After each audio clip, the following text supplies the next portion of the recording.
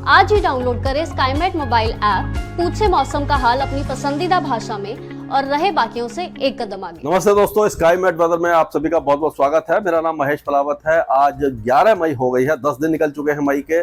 पहला सप्ताह बहुत ज्यादा गर्म था, भीषण गर्मी के प्रकोप से आधे से ज्यादा हिंदुस्तान परेशान था। लेकिन उसके बाद जो बारिश की गतिविधियां धीरे धीरे जोर पकड़ी तो पूर्वी उत्तर पूर्वी भारत के साथ साथ दक्षिणी भारत में बारिश की गतिविधियां काफी अच्छी रही। मध्य भारत के भी कुछ इलाकों में बारिश की गतिविधियां देखने को मिली हैं पिछले 2-3 दिनों के दौरान। और जो टेम्परेचर हैं वो काफी हद तक नीचे आ गए, 40 डिग्री के आसपास पहुंच गए हैं। 45-46 के आसपास 44-45 चल रहे थे। पश्चिम बंगाल में, झारखंड, बिहार, उड़ीसा, ये सारे इलाके भीषण गर्मी की चपेट में थे, तो यहाँ राहत मिली है। उसी तरह से विदर्भ, मराठवाड़ा, तेलंगाना, कर्नाटक, तमिलनाडु, केरल, ये सारे इलाके भी काफी जो टेम्परेचर ड्रॉप यहाँ पर भी देखने को मिला है। और महाराष्ट्र में भी अब टेम्परेचर गिरने लगे हैं। राजस्थान के पश्चिमी जिले ही हैं जो सबसे ज्यादा गर्म हैं।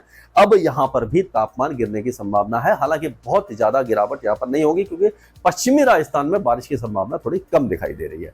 वेदर सिस्टम में ये ट्रफ तो बनी हुई है राजस्थान के, ये बलूचिस्तान से लेकर के गुजरात तक, लेकिन क्योंकि यहाँ से ये मॉइस्चर बहुत अच्छी तरह से नहीं आ पा रहा। अगर ये हवाएं लगातार इस तरह से आ रही होती तो यहाँ पर मॉइस्चर आ जाता और यहाँ बारिश होती, अच्छी बात थी। लेकिन आप देखिए साइक्लोनिक सर्कुलेशन पंजाब और पाकिस्तान पर है। यहाँ से एक तरफ रेखा उत्तराखंड के नीचे से होती हुई उत्तर प्रदेश और मध्य प्रदेश होती हुई यहाँ आ रही है। विदर्भ पे एक साइक्लोनिक सर्कुलेशन है, फिर ये तेलंगाना और कर्नाटक होते हुए कर्नाटक में साइक्लोनिक सर्कुलेशन है, फिर एक केरल तक ट्रफ आ रही है और पूर्वोत्तर राज्यों में एक साइक्लोनिक सर्कुलेशन बना हुआ है। ये जो सारे वेदर सिस्टम है, इनके प्रभाव से क्या वेदर एक्टिविटी होने वाली है इस पर नजर डालते हैं। तो पहाड़ों पर अगले 2-3 दिनों के दौरान अच्छी बारिश की संभावना हमें दिखाई दे रही है। ऊंचे पहाड़ों पर 1-2 स्थानों पर स्नोफॉल हो सकता है। बहुत ज्यादा स्नोफॉल नहीं होगा कि मई के हम सेकंड हाफ में आने वाले हैं, यानी दूसरा हफ्ता तो आ ही गया है। वैसे तो वेस्टर्न डिस्टर्बेंस बहुत कमजोर हो जाते हैं, लेकिन अब क्लाइमेट चेंज है, मौसम क्लाइमेट थोड़ा शिफ्ट हो रहा है, तो उसी का असर है कि थोड़ा देर में आए हैं। फरवरी से आना शुरू हुए हैं। जो दिसंबर और जनवरी में पीक इंटेंसिटी वेस्टर्न डिस्टर्बेंस की होती है, उसकी जगह फरवरी में आना शुरू हुए और काफी ज्यादा अभी तक आ रहे हैं। तो ये वेस्टर्न डिस्टर्बेंस का असर पहाड़ों पर दिखाई देगा। और इंड्यूस साइक्लोनिक सर्कुलेशन का असर आज पंजाब के कई जिलों में दिखाई देगा। पंजाब के कई जिलों में बारिश की संभावना नजर आ रही है। अमृतसर, लुधियाना, जालंधर, पटियाला, संगरूर वगैरह जितने भी इलाके हैं, यहाँ पर बारिश की गतिविधियां हो सकती हैं। उसी तरह से जो हरियाणा के कई जिलों में भी गरज चमक के साथ बौछारें नजर आ रही हैं। अगर हम देखें तो ये जो आपका दिल्ली और पश्चिमी उत्तर प्रदेश है, यहाँ पर भी हल्की फुल्की बौछारें आपको दिखाई दे सकती है। बहुत ज्यादा वेदर एक्टिविटी तो नहीं होगी। और अगर उत्तर प्रदेश के पूर्वी भागों की बात करें तो वहां पर धीरे धीरे मौसमी गतिविधियां बढ़ने लग जाएंगी और जो टेम्परेचर हैं काफी ज्यादा गिर जाएंगे। आप देखेंगे कि जो सिद्धार्थनगर, कुशीनगर, गोरखपुर, बलिया, गाजीपुर, मऊ और प्रयागराज, वाराणसी, भदोही, जौनपुर और रायबरेली, सुल्तानपुर, अयोध्या, फैजाबाद, ये सारे इलाकों में बारिश की संभावना नजर आ रही है। और 2 दिनों के बाद पश्चिमी उत्तर प्रदेश में बारिश कम हो जाएगी। और उसी तरह से अगर बिहार और झारखंड और पश्चिम बंगाल की बात करें तो यहाँ पर बहुत अच्छी बारिश है। आज, कल और परसों 3 दिनों के दौरान यहाँ पर काफी अच्छी बारिश है। 1-2 स्थानों पर हैवी रेनफॉल के भी चांसेस बन रहे हैं। पूर्वोत्तर राज्यों में साइक्लोनिक सर्कुलेशन है, तो पूर्वोत्तर राज्य बारिश देखते रहेंगे। उड़ीसा में भी बारिश की गतिविधियां लगातार जारी रहेंगी, रुक रुक करके होगी और जो टेम्परेचर है वो कंट्रोल में रहेंगे। यहाँ ज्यादा जो एक तरह से कह सकते हैं गर्मी अभी फिलहाल नहीं लौटेगी।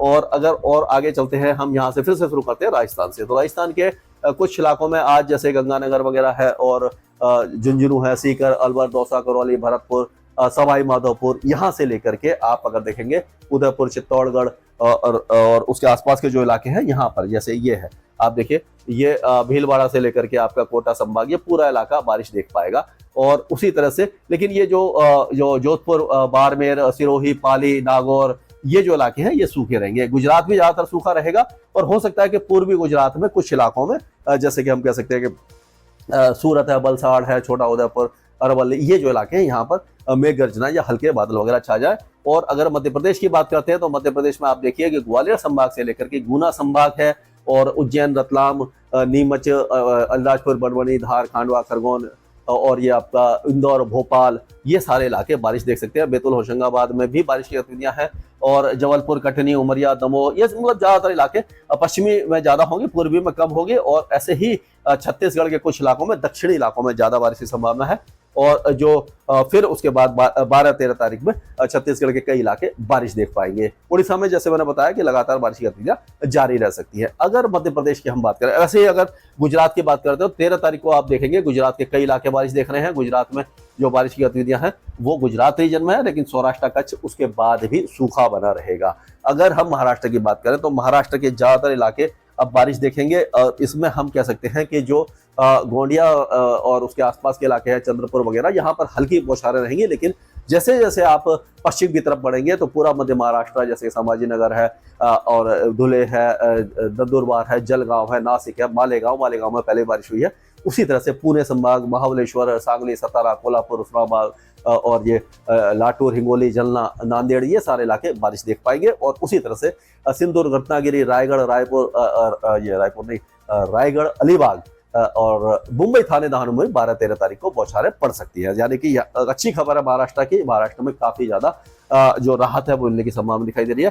कर्नाटक पूरा और केरल, ये पूरा जो इलाका है बहुत अच्छी बारिश देखेगा, लगातार 3-4 दिनों तक बारिश देखेगा। अब तेलंगाना में बारिश की गतिविधियां कम रहेंगी, केवल जो महाराष्ट्र से लगे इलाके इस इलाके में रहेंगे।